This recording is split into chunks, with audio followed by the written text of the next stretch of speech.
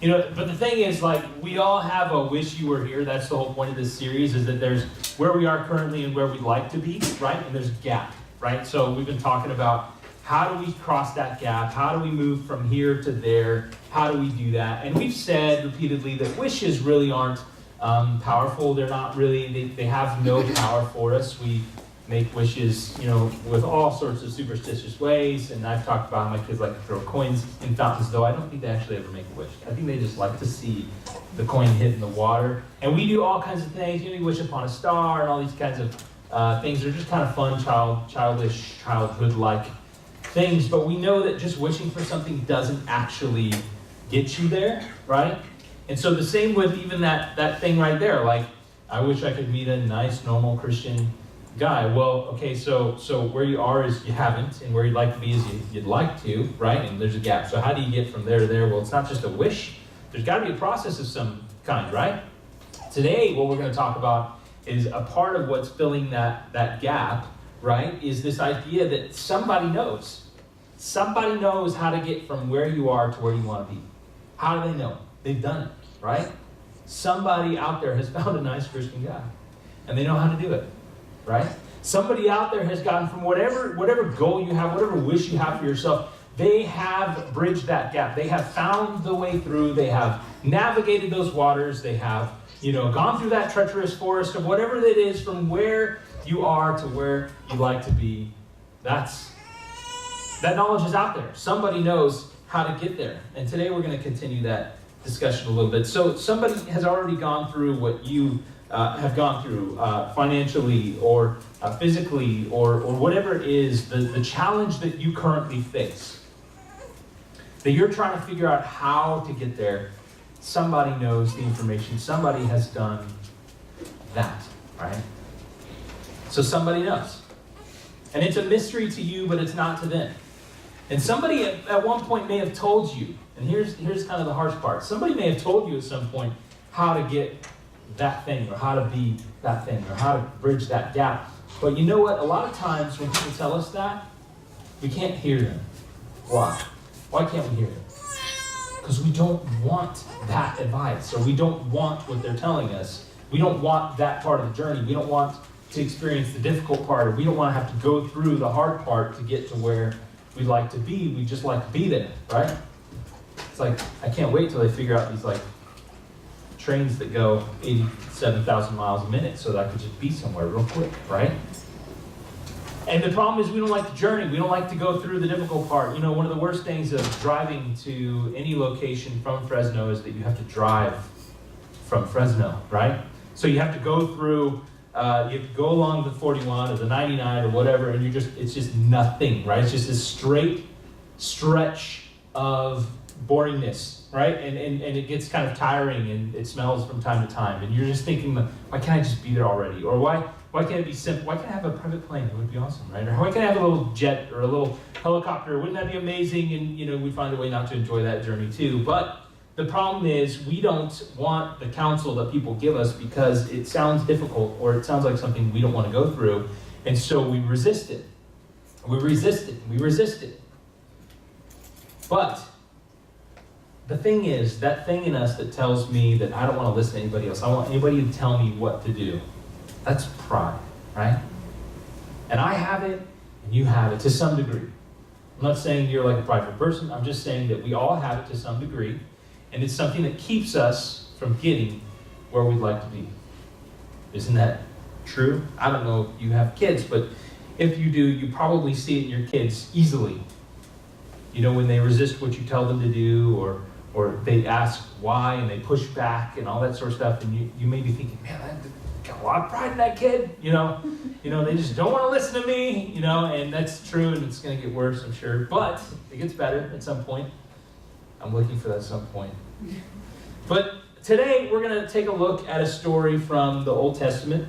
We're going to take a look at a story from the Old Testament. Somebody who was somewhere and wanted to be somewhere, and they had a journey to go, and they did a couple of really good things. But first, I want to give you just a little bit of background. See, God set up Israel, right, as a theocracy, and the way he set it up was that God would kind of be this invisible king, right, and he would be the ruler, right? And so he put in place these judges that would help rule the people, that would help make difficult decisions. And Israel would continually complain, hey, look, everybody else has got like physical kings. They got a guy I can go see and he gets stuff done, right? So they're complaining to God. And finally, God says, all right, have it your way. You can have a king. So he morphs kind of what he set up. See, it was set up as a theocracy, and it was governed by, it was a nation of law, and there were judges that helped govern all that law. But Israel, in their complaining, finally got a king. And let me just show you a little snapshot of the kings of Israel. If we got that. We have that, Donna? Nope. We don't have that? There's no thing. It's good. Okay, so since we don't have a graphic for it, let me just explain it. But you're going to have to watch me because I'm going to explain it. I'll try to get it in there. Anyway, so there's Saul, which God puts in charge. He says, okay, I'm going to anoint Saul as king, right? And then we have about 40 years, right? And then we've got David, right? We've got David, and he's right in the middle, and he reigns for about 40 years. And then we have Solomon, right? And he reigns for about 40 years. And then Solomon's got a son. And it's expected that Solomon's son will be the king. And Solomon had the wish. Solomon, who's known as one of the greatest, or one of the wisest people in ancient history, he is expecting to, he wants to create, you found it. Hey, look at you. Great job, Paul. That's fantastic. I hope to be that kind of help to you when you're speaking. Thank you very much. So we have Saul, David, and Solomon, right? Then we've got what's going to happen next. So Solomon is getting ready to be done, okay? And he's like, I'm going to put my son Rehoboam in charge. He's going to be the next king. That's what's expected. Look at that. That's up there too. That's fantastic. So that's the expectation of what's going to happen, okay? So that kind of gets us up to speed a little bit right here. But before we kind of get in there, I need to tell you about another character. And I need to tell you another character because he enters the story. But before we say the other character's name, I want you to just say this name with me. Rehoboam. Ready? 1, 2, 3. Rehoboam. Okay? That's important because there's another Boam coming up and it can get confusing. So I wanted to make sure you attached Rehoboam with the child of Solomon, with the son of Solomon. So, Jeroboam, he's like in charge. He's the next guy that I want to tell you about. Jeroboam, he's in charge of the forced labor. Okay? Now you think about that and you're like, you mean like slaves? Sorta, yeah. Not a great thing, right? And Solomon he's built part of his legacy on building stuff. Okay? So he's built all kinds of stuff. He's built cities, he's built walls, and there's these huge stones they used to build this stuff. And so they have a ton of people who are cutting these stones and transporting these stones into the places where they can be put into place for building magnificent structures. And so Jeroboam is in charge of these people. And he's relating to these guys. He's seeing the heartache and the hardship of these people. And he's kind of a middleman between Solomon and these people who are working so physically hard. And he's over about 150,000 forced labored people. Okay? So that's a lot of people for one guy to govern. So he's got some clear administration skills. He's got some stuff going on that really helps him get that done. But he tries to advocate for the people from time to time and tries to help them as much as he can. But he's still got to adhere to the king. So he's doing this stuff. So now you have a little bit of background on who Jeroboam is. So when Solomon dies, the assumption is that his son Rehoboam would be crowned king. That's the assumption, obviously. We're going to look at 1 Kings. Let me tell you this real quick before we get there. Jeroboam, right, the guy in charge of forced labor, right, he flees to Egypt during Solomon's reign. And this during the end of Solomon's reign. And here's why. Because people started saying, you know what, Jeroboam, he's got so much skill. Like, he knows a lot of people. He's probably going to become king. Like, he looks like he's in charge of things anyways. So they start spreading rumors about how he's going to be king. And that's not a good thing for someone in this kind of a kingdom, right?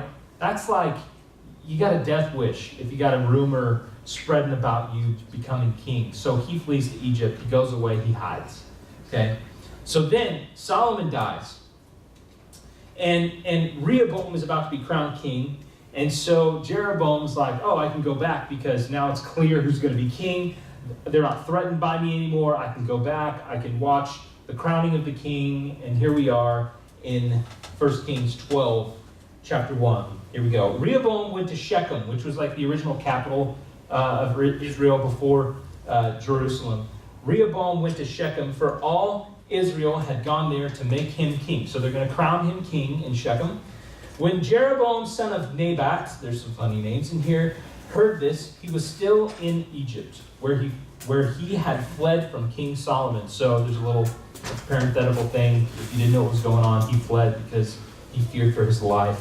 He returned from Egypt. Verse 3, so they sent for Jeroboam, and he and the whole assembly of Israel went to Rehoboam and said to him, so Jeroboam, with all the assembly, with a bunch of people, right? They go in front of Rehoboam and they say to the guy who's about to be crowned king, they say this, your father put a heavy yoke on us. Like, it was hard. There was a lot going on. We had to build a lot. This was a difficult time for us, right? It was glorious for our king. It was glorious for this nation, but it was really difficult for the everyday man, right? Your father put a heavy yoke on us, but now lighten the harsh labor and the heavy yoke he put on us. We will serve you. So they're like, hey, listen, Rehoboam, it was difficult. Your dad was really hard on us. If you will just lighten that up a little bit, we will willingly serve you. We will be your servants. Like, ask whatever you want, but just, cut us some slack a little bit, right? So they're asking for a little bit of that. I mean, it's been nonstop construction for like 40 years. There's been heavy taxation to complete all these projects, right? Much of which went to support many of Solomon's wives, okay? Now think about that, okay? This is a culture in which that happened a lot, but here's what would be required of someone who was taking up multiple wives. In that culture, if you did that, you needed to provide for each wife their own place, meaning their own home, meaning their own, in some cases, almost like a mini city. So Solomon had a lot of wives, but he had to build stuff for them, and he had to take care of them in that way. So, it's just not a good idea. It's just ridiculous, but he's got all these things going on, and much of the support was for his many wives. They had to build their own cities and spaces. And the people resented this naturally, right? Naturally, obviously. And so Rehoboam, as he's hearing the people and their frustration with his dad and the way that he ran things and the hard yoke, the hardship that he placed on them, he listens to this, and Rehoboam answers in verse 5, go away for 3 days and then come back to me. So the people went away. So in verse 6, King Rehoboam consulted the elders who had served his father Solomon during his lifetime. So he does 2 really good things, right? He says, hey, give me some time, give me some space, and I'm going to talk to some people who are wiser than me, get their advice. Give me some time, give me some space, I'm going to go talk to some people who are wiser than me. 2 really great things to do, right? 2 really amazing decisions he made, really good decisions that he has, right? So then, in verse 6, we continue. How would you advise me to answer these people? He asked those elders. How would you advise me to answer these people? They replied, if today you will be a servant to these people and serve them and give them a favorable answer, they will always be your servants. You will win them over. It's not, hey, will always, just in case you're wondering. That sounds good. They will always be your servants. So if you will serve them, they will serve you. If you will win them over by granting this request, they will be in favor of you. They will be behind you, right? They will be behind you. And so that makes sense. That makes a lot of sense. So what they're saying here, and this is kind of the bottom line for what they're saying, is put their interests ahead of yours. Put their interests ahead of yours. If you want to build a big city, you need to put their interests ahead of yours. Okay? That's what they're saying here. It's kind of like this. If you want to have a happy marriage, right? You need to put your spouse's interests ahead of yours, right? Right? It's just, if you serve somebody, if you're really for them, if you really want them to succeed and you serve them, they'll respond favorably. to you. In verse 8, this is where everything gets haywire. But Rehoboam rejected the advice the elders gave him. It was not what he wanted to hear. You ever done that? Listen, he had where he was about to be king. He wanted to rule a united kingdom, a united nation. And the elders gave him some great advice, like serve the people, you'll unite them, it'll be awesome. But he says, no, I don't like that. I'm supposed to be king. They're supposed to serve me. That's his attitude. So Rehoboam rejected the advice. And here's why. It was what he wanted. It was what he needed to hear, but not really what he wanted to do. It was what he really needed to hear to get to where he wanted to be. But he didn't want to do the process. He didn't want to go through that gap in that way. It was where he wanted to be, right? He wanted to serve. He wanted to rule a united kingdom or united nation, but it wasn't what he wanted. How to get there. I don't know if you've ever had that experience. But I'm guessing if you're male, you have at least. I don't know about females. But men, we don't like to be told what to do. It is just a fact. We do not like it. It is like, it's one of the worst things if somebody walks in. You ought to do this. You're like, you don't even know what you're talking about. Men, anybody? Just me. This is something you probably experienced to some degree. Somebody tells you how to do something or how to tweak something in a way that may help you. Sometimes it may be great advice, sometimes it may not. But regardless of how great it is, our first initial reaction is defense, right? No. I can't hear that, right? And this is where he's at. Verse 8. Actually, before we kind of go into verse 8, there's two phrases I think that can help us with this. Two phrases that kind of help you understand what we're talking about here. And the first one is direction, not intention, determines your destination. Like the way in which you are moving, right? Not the way you hope to move, but the way you're actually moving determines your destination. The second one, you can say it like this: discipline, right? Not desire, will determine your destiny. Discipline, not desire. So no matter how much you hope to, it doesn't matter if you hope to, if you don't do, right? Right? If you don't do, you can't. It doesn't matter if you hope to, it just won't happen. So there's action that has to come in order to get the outcome that you hope for. In verse 8, but Rehoboam rejected the advice of the elders. The elders gave him. Of course he did. He's supposed to be king. He's not supposed to take advice, he's supposed to give advice. Right? But he continued, he goes like this, and consulted the young men who had grown up with him and were serving him. So he said, you know what, these old guys have no idea. They don't know what's going on. I'm going to come over here to my buddies who are serving me already, who know that our destinies are linked, who, if I consult them, they will immediately be elevated in the eyes of society, and they tell him things he wants to hear. I don't know if you have friends like that. If you say certain things to certain friends and they just jump on your bandwagon and just go along with whatever you're saying without challenge. If those are your friends, you need to get advice from other people. If they never tell you hard things or they never challenge you, I would not take their advice all the time. Right? Verse 9, he asked them, what is your advice to the young men? How should we answer these people who say to me, lighten the yoke your father put on us?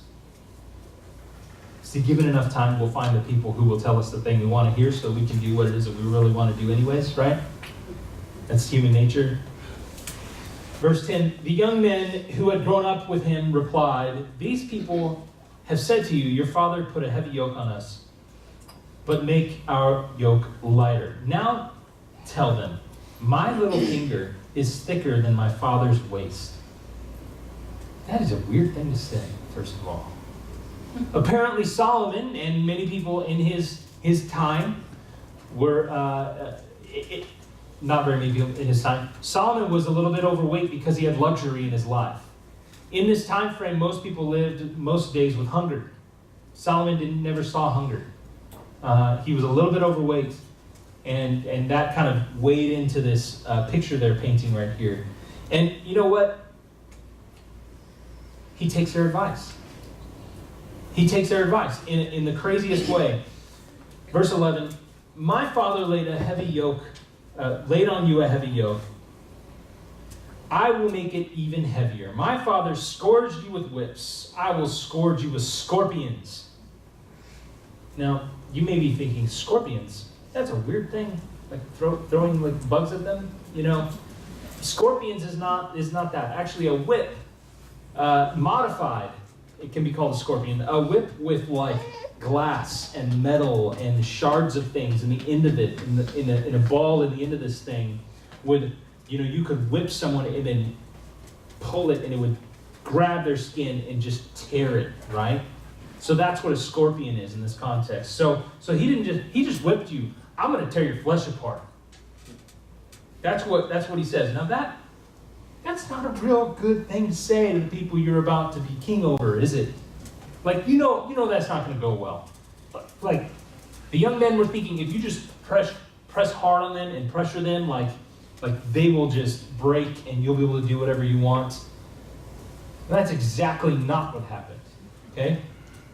So this is really, really gruesome, the picture that he says. So 3 days later, Jeroboam and all the people returned to Rehoboam. So he's just kind of said, this is what I'm going to say. And now the people are gathering to hear from him, as the king had said, come back to me in 3 days. Verse 13, the king answered the people harshly, rejecting the advice given him by the elders. When all Israel saw that the king refused, this is verse 16, to listen to them, they answered the king. So they obviously came with a prepared reply. Okay, it's kind of like when the Super Bowl, they have like all the gear for both teams ready to go. No matter who wins, they've got the gear, and the other stuff just gets thrashed, right? So they've got two replies. If you replies favorably, they're going to be like, yay, hooray, here's a party. Who knows, they may have streamers in their pockets or something. But if you replies unfavorably, they have another response prepared. So here they are with their prepared response in verse 16. What share do we have in David? What part in Jesse's son? To your tents, Israel. Look after your own house, David. So they're drawing on the history of the kings right here. And they're saying, Jeroboam, listen, we don't get your luxury. We don't get your luxury. We don't enjoy your fine wine. We don't enjoy your meals. We would be happy to let you do that. We would be happy to serve you if you would just give us a little bit of rope here. Just let us, And he says, no, I'm going to be tougher than my dad. I'm going to be harsher than him, and you're going to bow to me. So they respond with rebellion, and they say, you know what? We don't benefit from your plan at all for your kingdom. We're out. See ya. Peace. That's it. We're done. You don't have a workforce anymore. Good luck. Fantastic. Have a nice kingdom. And they rebel against the king. So the Israelites went home. But as for the Israelites who were living in the towns of Judah, Rehoboam still ruled over them. He lost his workforce. He wasn't able to accomplish a lot of things that the kings before him could accomplish because of his response to the people. See, there were 12 tribes of Israel, right? And so 10 left. And he ruled over 2 tribes. King Rehoboam, this is verse 18, King Rehoboam sent out Adoniram, who was in charge of forced labor. He put somebody else in charge, but all Israel stoned him to death. So Israel has been in rebellion against the house of David to this day.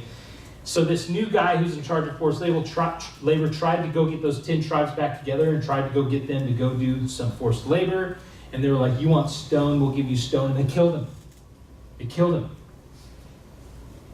And so Rehoboam was not able to unify the kingdom.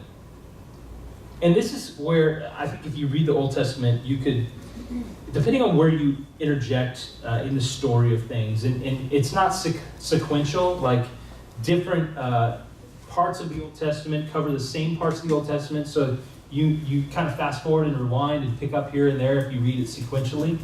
But let me just give you a little hint, because Paul, can you find that other graphic, the one with the kings? Okay, so this is where the kingdom gets split in two, right? So Jeroboam stays, he takes charge of 10 tribes, and they become the northern parts of Israel, and they're called Israel. And then we have Rehoboam, who's like the Davidic king, the king from the line of David. He has 2 tribes, and he's in southern Judah.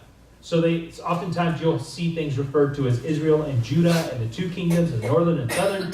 These are those guys. This is how it happened. There was a split because of his response to the people. So this is how this happened in history. Okay? So that may help you if you're kind of in and out of the Old Testament stuff, trying to figure stuff out. There's 2 kingdoms here. There's 2 kings now. There's 2 rulers. And Jeroboam, who had to flee because people were saying he's going to be king, those people who thought he was going to be king ended up following him anyways because of Rehoboam's reaction to the people's request. So I know that can get a little confusing, but that's just a little bit of history. Now, I want to give you some practical application for where you're at right now, okay? Because all this doesn't matter unless you can relate to it in some way and apply it to your life. All this needs to have value for your life. So here's 2 lessons, or here's a couple of lessons from the life of Rehoboam. Here's the first one. Doing what you want to do won't get you where you want to be. How true is that? Doing what you want to do won't get you where you want to be. Like, you can't have your cake and eat it too. You know what I mean? Like, doing what you want to do all the time won't get you where you ultimately want to be. And maturity really is the willingness to forego something good now for the sake of something better later. Right? You've probably heard that in regards to finances before. Really, I've heard this before, that there's people who pay interest and people who make interest, and you can decide which one you want to be. Right? So there's really this idea that really not every good opportunity is a good opportunity, because it might undermine what you really want, what you really value, what you really need. To get where you want to be, you're probably going to have to do things you don't want to do. And there are people in this room who can say, that's absolutely true. I started out cleaning toilets in my industry, and you worked your way up. And you didn't start middle, upper management. You worked it. And you went through some hard stuff, long hours, and you did it. But you know what? Nobody wants that, right? Everybody wants to jump, right? We don't want to enter at the bottom. We just want to be here. And when we be here, sometimes we miss part of the journey, we miss part of the character building, we miss part of the struggle. And in that is when we really develop. In that is when we really get fine-tuned by God to become who He wants us to be. The second lesson from the life of Rehoboam is this: somebody knows what you need to do to get from where you are to where you want to be. Somebody knows. Somebody out there knows. Somebody knows the steps, knows the path, knows how to do it. Like Rehoboam consulted these elders, right? He's like, how do I do this? How do I respond to these people? He didn't like their response. He didn't like what they had to say. But if he had responded favorably to the people, that would have altered history. That would have altered history. That would have changed everything for these people. See, mature people don't know what they don't know and seek out those who know. They don't know what they don't know. They seek out those who know. Immature people seek out people who will tell them what they want to hear. Right? That's what Rehoboam did. He said, I don't like this, but I got some young guys over here, and I think I'll get a different response. And hey, I'm still seeking counsel, so I'm good. We need to consider the source. Consider the source. Consider the source. Consider the source. Seek out someone who has nothing to lose by telling you the truth. Seek out someone who has nothing to lose by telling you the truth. Someone who has been there and done that. Someone who is where you want to be. We need people to mentor us, right? We need people to help us along the way make the best decisions. And we need to ask this question: knowing what you know, what would you do if you were in my shoes? See, some of you are probably struggling with a decision. Maybe work-related, maybe relational-related, maybe financial-related. Whatever it is, you're struggling with a decision. You're not sure which way to go. You need to seek out someone who's been there. And seek out, ask them, like if you were in my situation, knowing what you know, knowing where you've been, how you got there, all that kind of stuff, what would you do if you were me? Now, just asking the question doesn't mean you have to do it. But you got to start with asking the question. You got to be open, right? Open. Knowing what you know, what would you do if you were in my shoes? And make sure you get a good source. Because you can get a lot of different opinions on things. But make sure it's somebody you respect. And it's that they have gone through this and they are in the position where you'd like to be. Or if they did not end up there, you can ask them, what did you do? And don't do that one. Here's some free advice, right? And you don't want it, but here it is, okay? You can do this if you want. You can wait a month so that it's not anyone's idea but your own that you came up with and nobody remembers this anymore. But here's something that could help all of us, including me, okay? So here's the thing. I would challenge you to write down 3 things you wish you had been doing all along and begin doing them. There are certain things that you probably know intuitively, I ought to be doing this, I ought to be doing that. But for whatever reason, we have not developed that habit, we have not created that culture. And so we just continually think I should, I ought, but never do. Well, here's my challenge. Just write those things down, just 3 of them, and then begin. Okay? And the second part is write down 3 things that hinder you from getting to where you want to be, and stop. It sounds so simple. It does sound very simple. And I recognize that if it's a habit, it's hard to break, it's hard to change, but there are ways you can do that. You can start with small things, like small rewards. We've done this actually to help people try to dig into scripture a little bit. A couple of years ago, we ordered packets of M&Ms, right? And we tried to get people to read through Proverbs. And we said, every time you read through a chapter in Proverbs, reward yourself with 1 small M&M. There's actually scientific evidence that helps people create new habits, giving yourself a small, sweet reward. Even working out, if you give yourself an M&M and you do not do it any other time, that's the key, right? That's the key. Do not do it any other time. It's something you start to look forward to, a small reward to help you develop a habit. And there are certain habits in your life that are called keystone habits. They are things that either hinder, they are the key to unlock all the other habits that you wish for yourself or are stopping yourself from doing. And if you can figure out what those keystone habits are, you will open your world to reprogramming your brain, which God can do because He says that He will reprogram your brain. He says He will renew your mind. Be transformed by the renewing of your mind. That's changing the neural pathways and creating new neural pathways, which are what fuel our responses and what fuel our decisions and what fuel our habits. So I want to challenge you, begin that process, but writing down 3 things you wish you'd been doing all along, begin doing them, and write down 3 things you know you ought to stop, and stop. Sounds simple. I know it's a struggle, but just try it. See, if you want to stop, you're onto something. If you want to stop doing something, you're onto something. If you don't know what you should do, what the list should be, I guarantee you, if you just talk to someone close to you, they've already made the list somewhere, they've told their counselor or their best friends know, or it's on social media. So you can find this list if you don't know how to make it. Somebody has that advice for you. The closest people in your life already have this advice. If they would just stop these 3 things and begin these 3 things, boom, things would be awesome. They have an opinion, I promise you, if you don't have one yourself. So you can ask them, but make sure they're a trustworthy person. Here's a couple of conclusions we can draw from the life of Rehoboam and Jeroboam and what goes on here in history. And this is the interesting thing about this story. Rehoboam grew up with the wisest man in the world.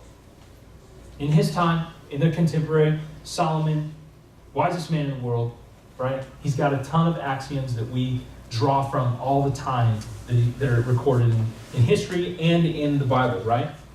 And that's who taught him to go get counsel from others. So he knew from his father, like, I ought to talk to these elders.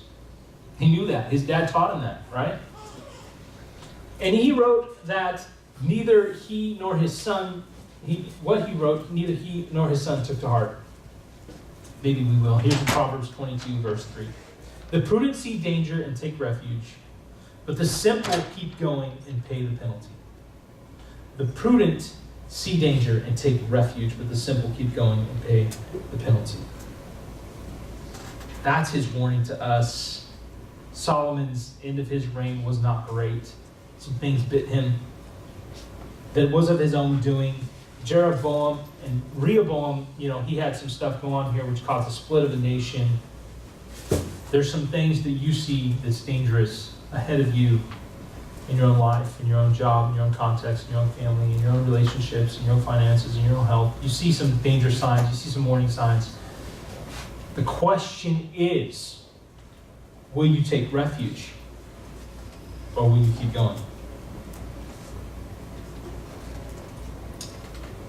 Don't keep going.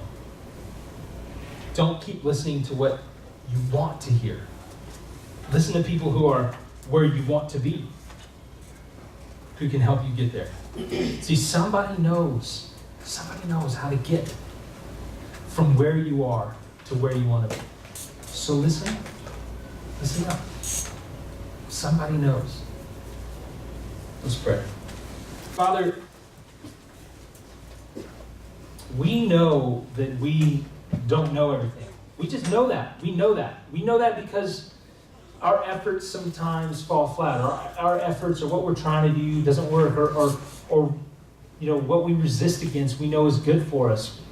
We know there are things we ought to do and ought not to do, and we break both sides of that all the time, God.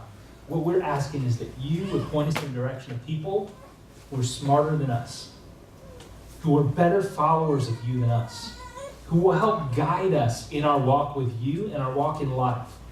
We pray that you would put around each of us people that we can consider our personal advisory team or our elder board or whatever it is, God, that can speak in our lives, that we give permission to, for them to speak in our lives, people who have nothing to lose by telling us the absolute truth, but people who we trust.